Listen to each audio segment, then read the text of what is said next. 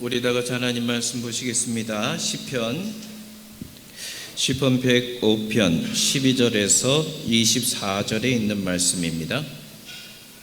시편 105편 12절에서 24절까지의 말씀입니다.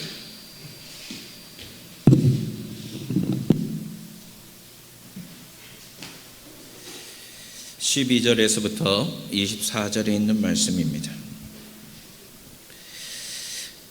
그때 사람의 수가 적어 그 땅에 나그네가 되었고 이 족속에게서 저 족속에게로 이 나라에서 다른 나라에게로 떠돌아 다녔도다. 그러나 그는 사람이 그들을 억압하는 것을 용납하지 아니하시고 그들로 말미암아 왕들을 꾸짖어 이르시기를 나의 기름 부음 받는 자를 손대지 말며 나의 선지자들을 해하지 말라 하셨도다. 그가 또 그 땅에 기근이 들게 하사 그들이 의지하고 있는 양식을 다 끊으셨도다. 그가 한 사람을 앞서 보내셨으며 요셉이 종으로 팔렸도다. 그의 발은 착고가 차고 그의 몸은 쇠사슬에 매었으니 곧 여호와의 말씀이 응할 때까지라. 그의 말씀이 그를 단련하였도다. 왕이 사람을 보내어 그를 석방하며 뭇 백성의 통치자가 그를 자유롭게 하였도다. 그를 그의 집의 주관자로 삼아 그의 모든 소유를 관리하게 하고 그의 뜻대로 모든 신하를 다스리며 그의 지혜로 장로들을 교훈하게 하였도다. 이에 이스라엘이 애굽에 들어가며 야곱이 함의 땅에 나그네가 되었도다. 여호와께서 자기 백성을 크게 번성하게 하사 그의 대적들보다 강하게 하셨으며. 아멘. 자, 오늘은 하나님의 인도하심과 삶의 고난을 이해하라라는 제목으로 은혜의 말씀을 나눠보도록 하겠습니다. 우리 옆에 계신 분들, 앞뒤에 오신 분들하고 한번 인사를 나눠보시도록 하겠습니다. 잘 오셨습니다. 고맙습니다.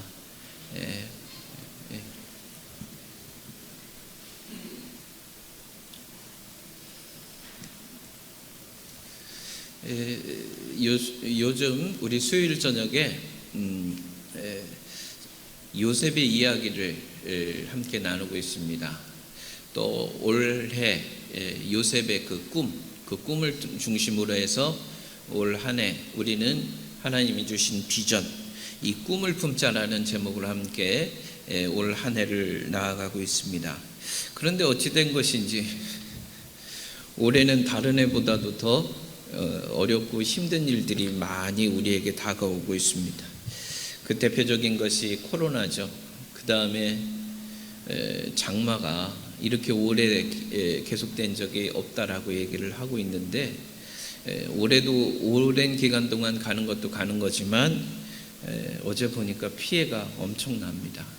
지금 그리고 우리 지역도 어떻게 될지 모르는 그런 상황입니다. 그래서 앞으로 오늘 이후로 해서 비가 얼마나 올지, 그래서 얼마나 피해가 발생할지 참 노심초사하고 있는 그런 상황들입니다. 왜 이런 일들을 우리가 겪어야 되나? 이런 일들 속에서 하나님께서 우리에게 요구하시는 것은 무엇일까?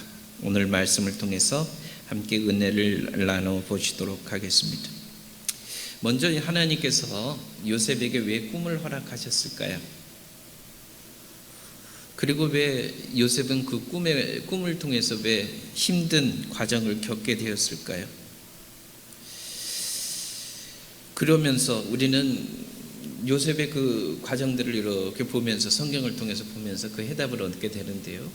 그러면서 우리는 우리 스스로에게도 물어봅니다. 왜 우리 인생들 가운데 이런 일들이 일어나고 있을까요? 왜 우리는 이런 일들 속에서 고난을 겪어야 되고 여러 가지 삶의 아픔들, 갈등들을 겪어야 될 것인가? 우리는 그 해답을 사실은 찾지 못하고 그냥 살아가고 있습니다. 그런데 그 해답, 그 힌트를 성경에서 찾을 수 있다는 거예요. 요셉의 인생 가운데 역사하셨던 그 하나님이 오늘도 우리 가운데 똑같이 역사하시고 계시기 때문에 우리는 그 하나님의 역사하심을 바라보면서, 요셉을 통해서 역사하셨던 그 과정을 바라보면서, 하나님이 이렇게 일하시는 분이구나. 그래서 그 하나님의 일하심을 바라보면서 나의 삶 속에서도 그대로 적용해 볼 수 있다라는 겁니다. 그런데 하나님께서 일을 하실 때는요, 각 개인을 향하여서 개인적으로 그 삶 가운데 역사하시는 부분이 있고요, 큰 구원의 계획 속에서, 큰 시간 속에서 하나님이 역사하는 부분도 있다라는 겁니다.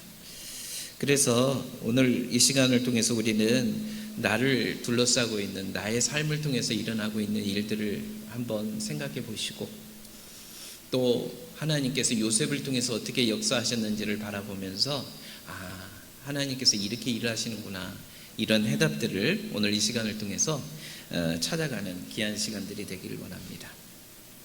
첫 번째로 우리가 나눠볼 말씀은 뭐냐? 꿈은 낭만적이지 않다라는 거예요. 예.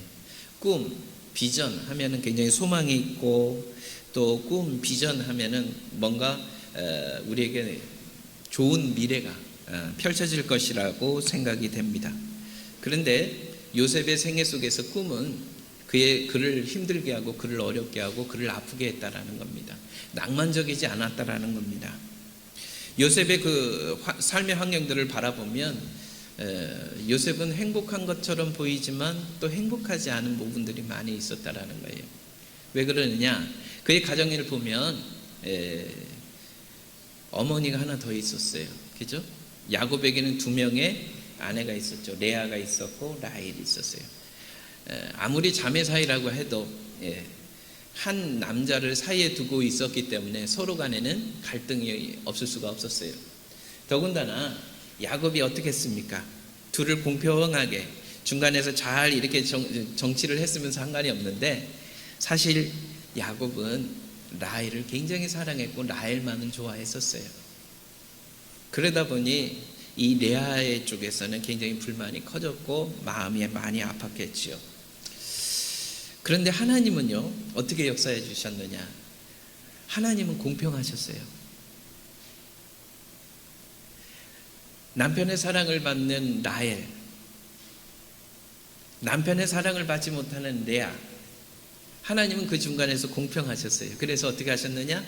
라헬에게 아들들을 주셨어요. 그죠? 그런데 레아에게 아들들을 주셨어요. 그런데 라헬은 아들들이 없었어요. 그것이 문제가 되었었죠.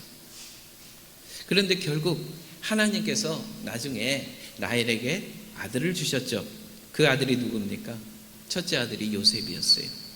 그리고 두 번째 아들이 베냐민인데, 베냐민은 길 가던 중에 나타가 이 라헬이 죽음을 맞이하게 됩니다. 그런데 이것이 요셉의 인생에 있어서 굉장히 큰 영향을 줬습니다. 어떤 영향이었느냐? 첫 번째는 야곱이 요셉을 편애하게 만드는 이유가 되었습니다. 자기가 사랑했던 아내 라헬이 죽었거든요. 그런데 그 라헬의 첫 번째 장남이거든요. 그러니까 자연스럽게 야곱은 요셉을 굉장히 편애했어요. 그런데 문제는 뭐냐? 레아가 낳은 아들들이 있었어요. 그 아들들은 언제나 어머니가 아버지로부터 사랑받지 못하는 것 때문에 늘 불평이었고 불만이었는데, 거기에다가 요셉만을 사랑하는 것을 보니 이것은 큰 분란의 씨앗이었죠. 이런 가정 가운데서 요셉이 하나님으로부터 꿈을 받습니다. 꿈을 꾸게 돼요. 이런 과정 속에서, 이러한 어려움 속에서 꿈을 꾸게 된 이러한 상황에서 요셉은 어떻게 해야 되냐? 그 꿈을 자기만 간직하고 있었으면 상관이 없는데 그 꿈을 어떻게 했느냐? 집안에 다 얘기를 했어요. 모든 사람들에게 다 얘기했어요. 근데 이 꿈의 내용은 여러분들 잘 아실 거예요. 형들의 곡식단이 요셉의 곡식단에 절을 하는 거였어요. 꿈이 이거 한 가지로 끝났으면 괜찮은데 두 번째 꿈이 또 있어요. 형들의 별들이 요셉별에게 절을 하는데 거기에다가 해와 달까지도 요셉에게 절하는 그러한 놀라운 꿈을, 그것도 혼자 간직한 것이 아니라 가족들에게 다 얘기했었어요. 그러다 보니 그것이 요셉의 삶을 힘들게 했다는 거예요. 요셉을 고난 속으로 밀어넣었다는 거예요. 그 꿈으로 인해서 요셉은 고난의 여정을 살게 되었다라는 겁니다. 그래서 이전에 경험하지 못했던 애굽의 종으로 팔려가는 그런 일들이 요셉의 삶 속에서 일어나게 되었다라는 겁니다. 그런데 이 꿈이 요셉의 생애 가운데는 어떻게 보면 역경이고 불행한 것처럼 보였지만 사실은 그것이 아니었다라는 겁니다. 19절. 자, 함께 읽어보시겠습니다. 시작. 곧 여호와의 말씀이 응할 때까지라 그의 말씀이 그를 단련하였도다. 여호와의 말씀, 꿈이라고 볼 수 있겠죠? 그 꿈이 응할 때까지, 그 꿈이 이루어질 때까지 하나님의 꿈이, 하나님이 주신 그 약속의 말씀이 사실은 요셉을 강하게 만들었었다라는 겁니다. 여기에서 말하는 이 단련이라는 이 말은 우리가 쉽게 사용할 수 있는 말이 아니에요. 요셉의 생애 속에서 이 단련이라는 말은 그를 어렵게 했고 고통스럽게 했고 그를 곤란하게 만드는 일들이었어요. 이전에 경험하지 못했던 그 큰 어려움을 요셉은 이후로, 꿈을 만난 이후로, 꿈으로 인해서 그 고통을 당하게 되었다라는 겁니다. 여러분 한번 생각해 보세요. 아버지의 사랑을 받고 집안에서 심한 일, 굳은 일도 안 하고 그렇게 좋은 옷을 입고 살았던 요셉이었어요. 그런데 형들이 그들을 종으로 팔아버렸어요. 노예로 팔아버렸어요. 그리고 나서 그 요셉에게 다가온 삶은 이전과는 180도 달랐죠. 180도 달랐어요. 그리고 그때는 아버지라는 든든한 버팀목이 있었고 보호막이 있었는데 그것이 없어요. 그런데 여기에서 정말 엄청난 믿음의 고백이 나오게 됩니다. 저는 이것이 정말 요셉의 삶을 아름답게 했고 의미 있게 했고 가치 있게 만들어 갔다라고 믿습니다. 그것이 무엇이냐? 고난 가운데서, 역경 가운데서 실망하고 좌절하고 포기하고 하는 것이 아니라 요셉은 그 고난 속에서 하나님을 의지했다라는 거예요. 하나님을 전적으로 신뢰하며 하나님 앞에 엎드렸다라는 겁니다. 거기에서 놀라운 요셉의 삶의 반전이 이루어집니다. 이전에 경험하지 못했던 하나님과 요셉이 함께 하시는 삶, 그리고 함께 하시는 삶을 통해서 요셉이 하는 일들마다 형통케 되는 놀라운 일들을 경험했다라는 거예요. 그러니까 요셉에게 있었던 고난과 역경은 요셉에게 저주가 아니었고 요셉을 힘들게 만드는, 요셉을 망하게 만드는 일이 결코 아니었다라는 거예요. 이것은 우리의 삶 가운데서도 마찬가지라는 거예요. 하나님께서 코로나19라는 이 엄청난 재앙을 전 세계에 허락해 주셨어요. 그것으로 인해서 예배 드리는 일들도 어쩌면 하나님이 쉽지 않게 만들어 놓으셨어요. 하나님은 예배를 기뻐하시고 예배하는 자들을 찾으시는데 이 병을 통해서 예배하는 일들도 어렵게 힘들게 했어요.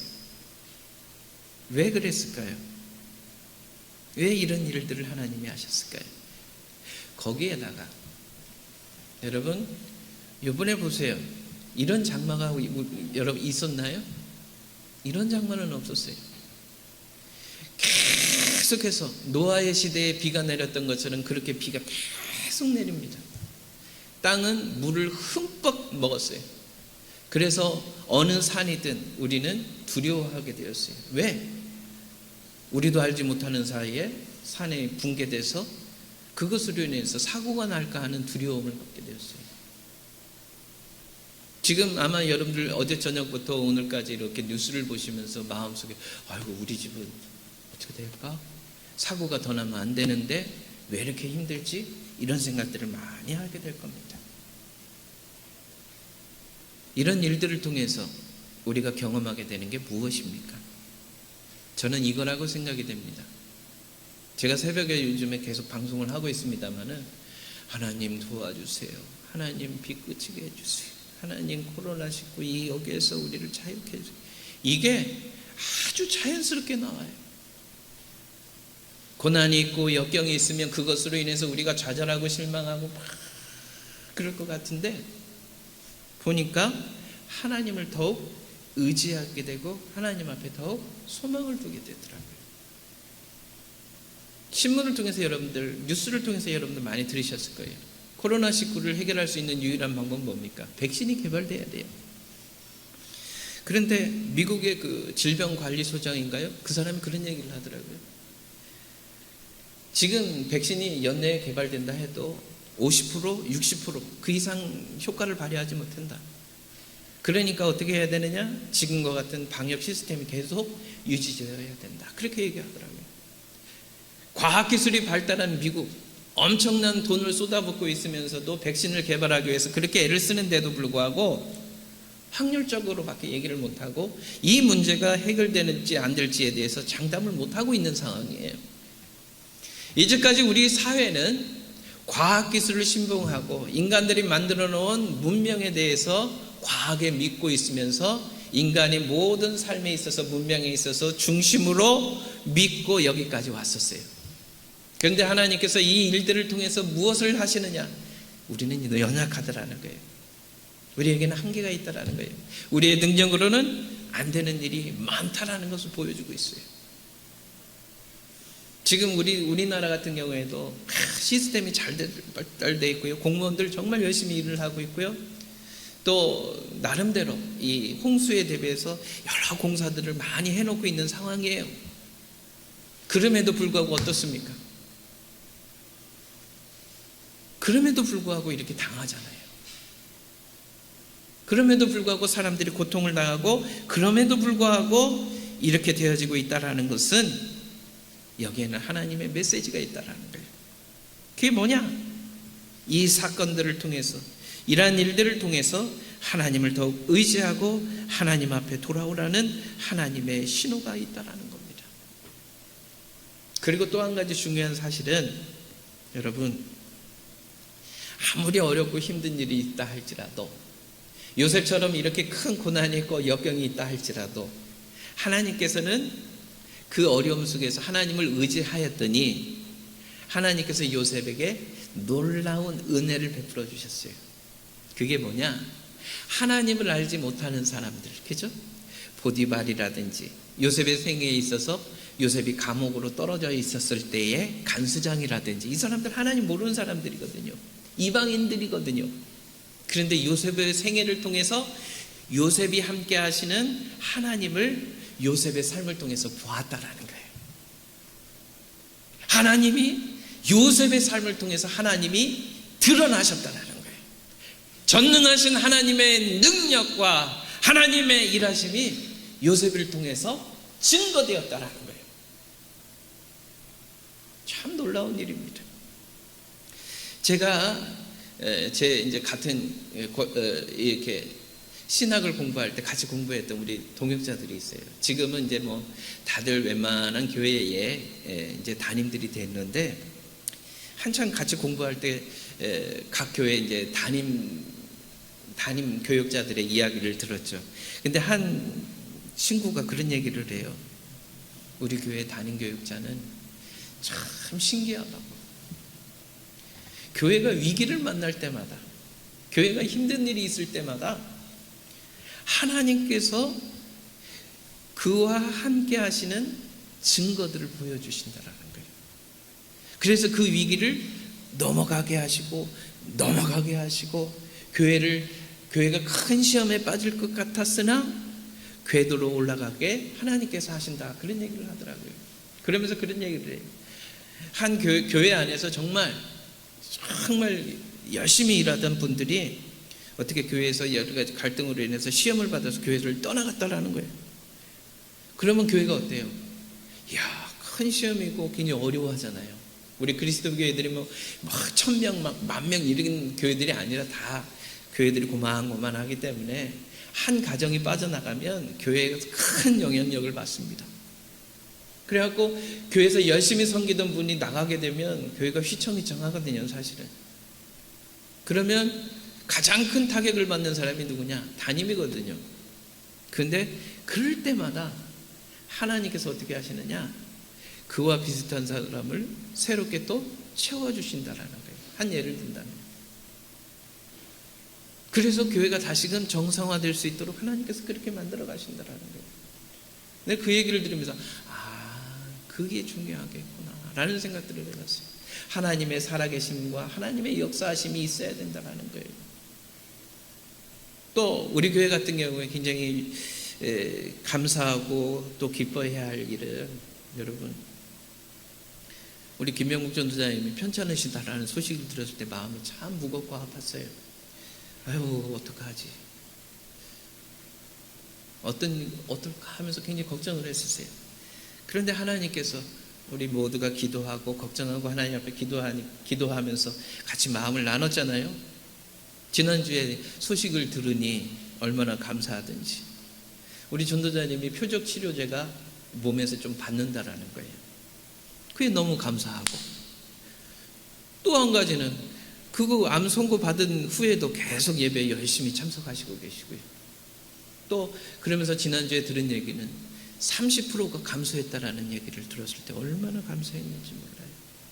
이제 앞으로 이걸 잘 관리하다 보면 뭐 또 그렇게 또 살아가실 수 있으리라고 믿고요.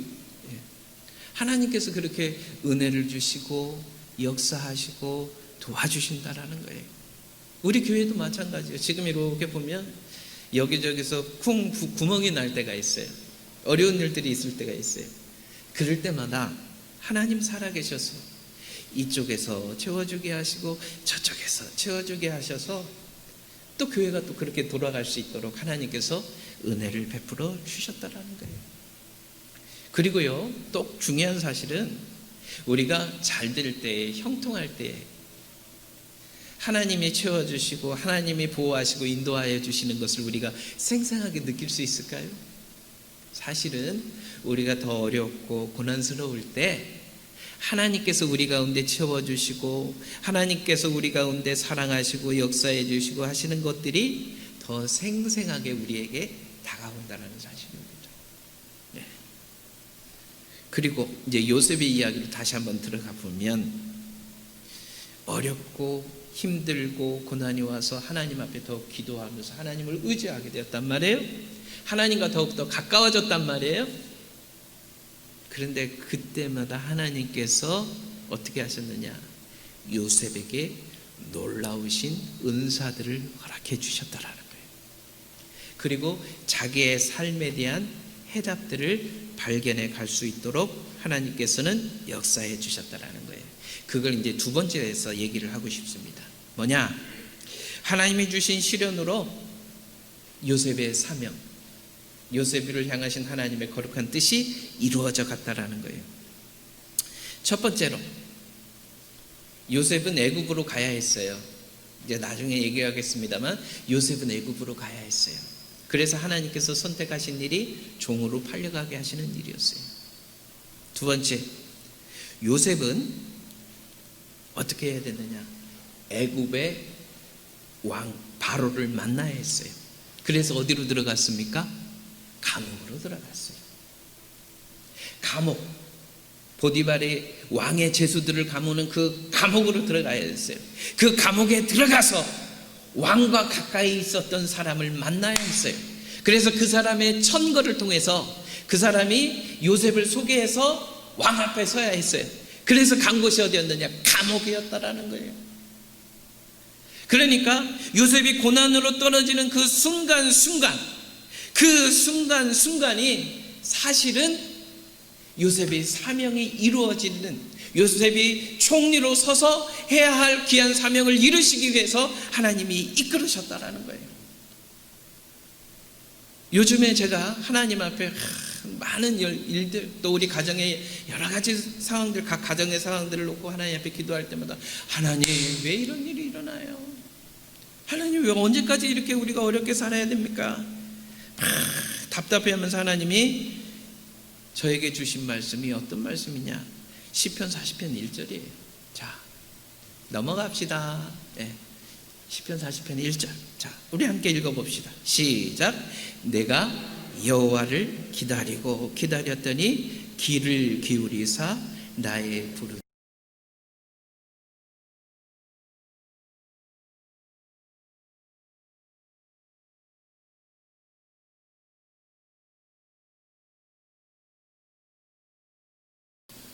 솔직히 여러분 한번 보세요. 가정에서도 여러분 보세요.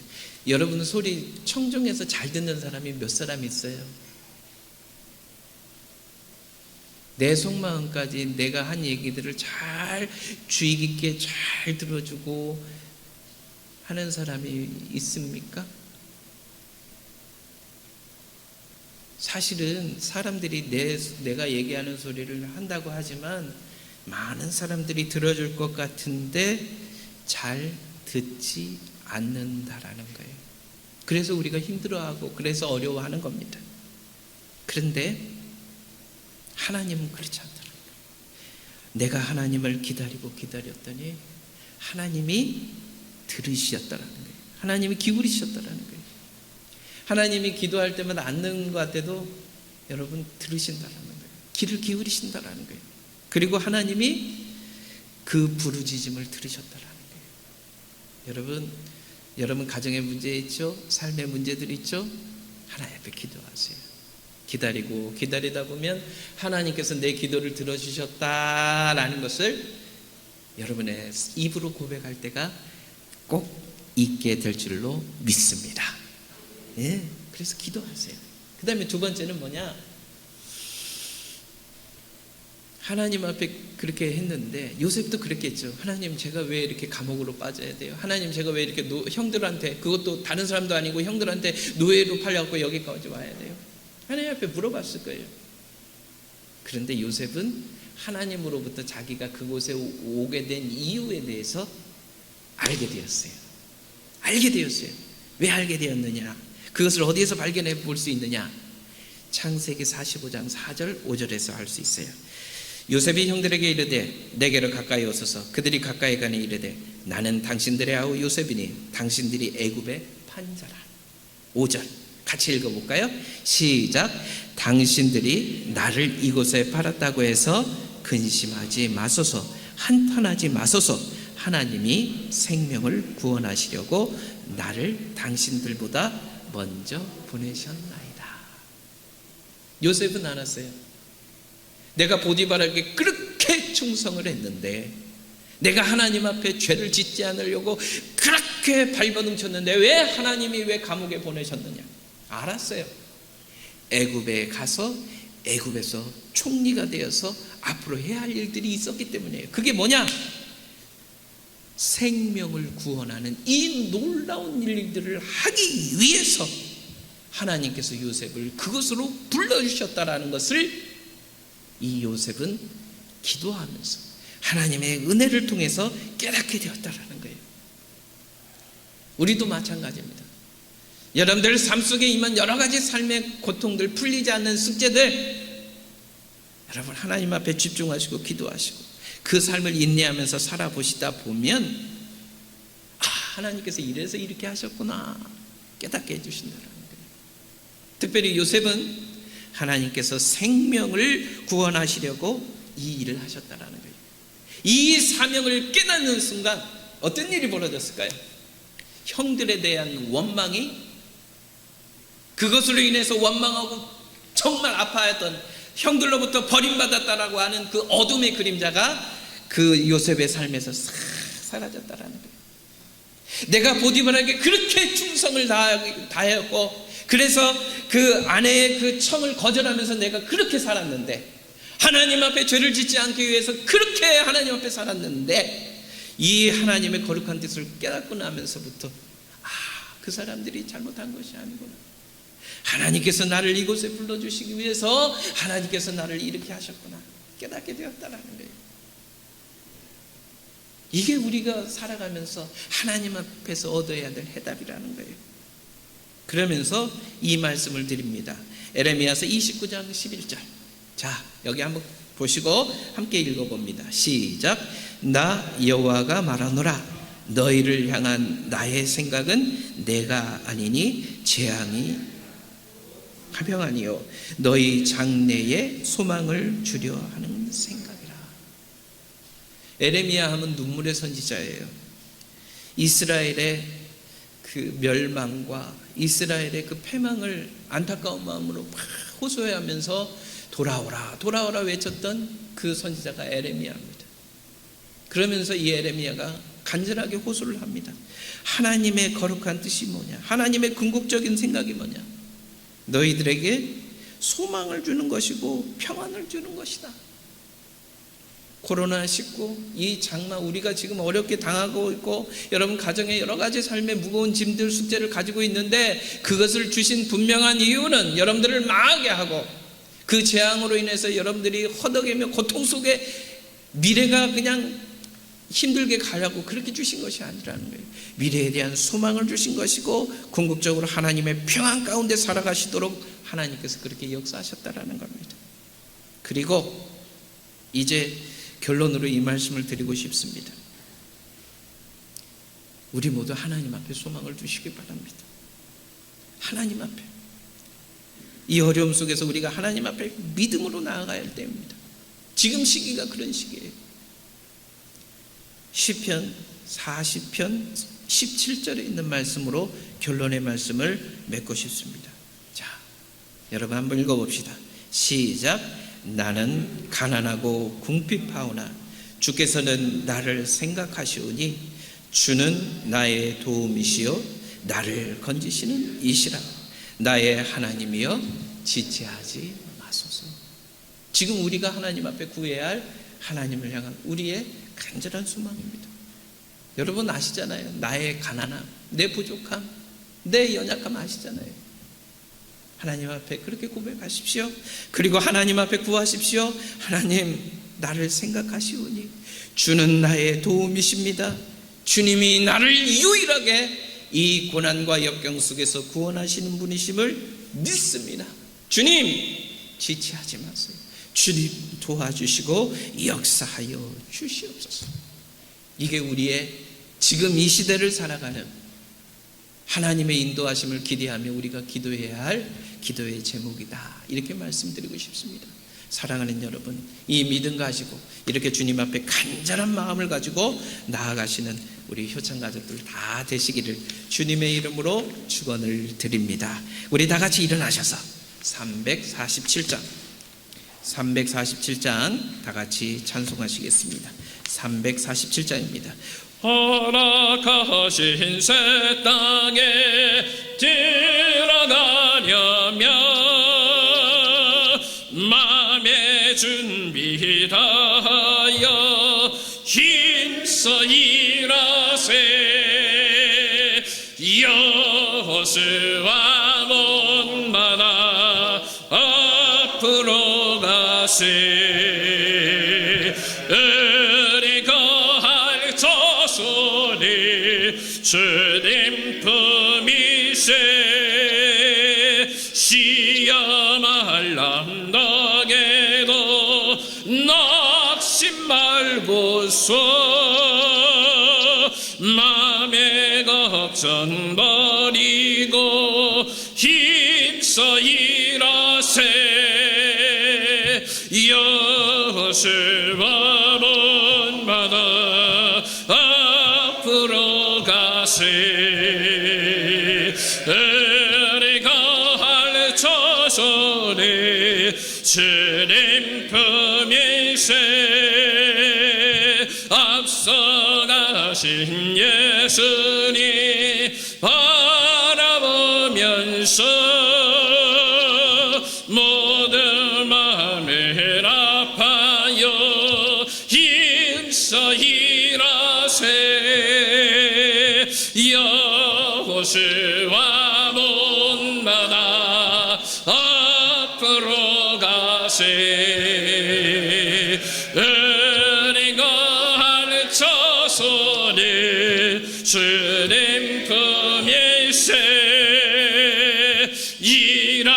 곳이 아직도 많이 있으니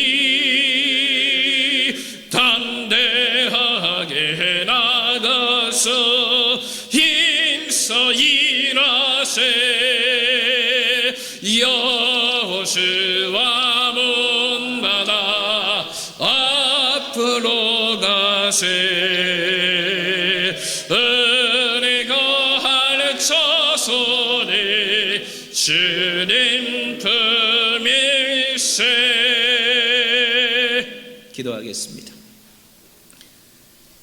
우리 효창 가족들의 삶을 위하여 기도할 때마다 늘 하나님 앞에 기도하게 됩니다. 주님 도와주시옵소서. 우리 인간의 힘으로는 감당할 수 없사오니 하나님의 전능하신 능력과 하나님의 그 깊으신 자비와 하나님의 공의로서 일하여 주시기를 간절히 기도합니다. 살아계신 아버지 하나님, 어려운 시절이 되었습니다. 아버지 하나님, 이 어려운 시절에 우리 사랑하는 효창 가족들, 사랑하는 주님의 교회가 더욱더 요셉처럼 하나님을 의지하는 삶을 살게 하시고, 하나님께서 우리에게 주신 사명, 하나님이 우리에게 주신 그 꿈, 비전을 확실히 깨닫고 그 안에서 다시금 믿음으로 일어서서 하나님의 그 거룩한 뜻을 이루어드려 하나님 앞에 영광을 올려드리는 저희들이 다 될 수 있도록 인도하여 주시옵소서. 이제 대변혁의 시대 21세기를 저희들이 진짜로 맞이하였습니다. 새롭게 변화해오는 이 시대 속에서 흔들림 없이 변함없이 우리 효창 가족들 그 이전의 모습보다 더 주님을 사랑하며 주님을 기쁘시게 하는 자리로 나아갈 수 있도록 담대한 믿음과 용기와 또 하나님을 향한 신실한 마음들을 허락하여 주시기를 간절히 소망합니다. 각 가정마다 하나님 앞에 은혜를 구하며 특별히 자녀들을 위하여 또 경제적인 문제를 위하여 또 건강을 위하여 또 삶에 풀리지 않은 여러 가지 숙제를 가지고 주님 앞에 기도할 때마다 더욱더 저희들의 마음에 믿음을 더하여 주시고 하나님의 거룩한 뜻을 하나씩 하나씩 깨달아서 성숙해 갈 수 있도록 역사하여 주시옵소서. 함께하여 주실 줄 믿사오며 모든 말씀 우리 주 예수 그리스도의 이름으로 기도드렸습니다. 아멘.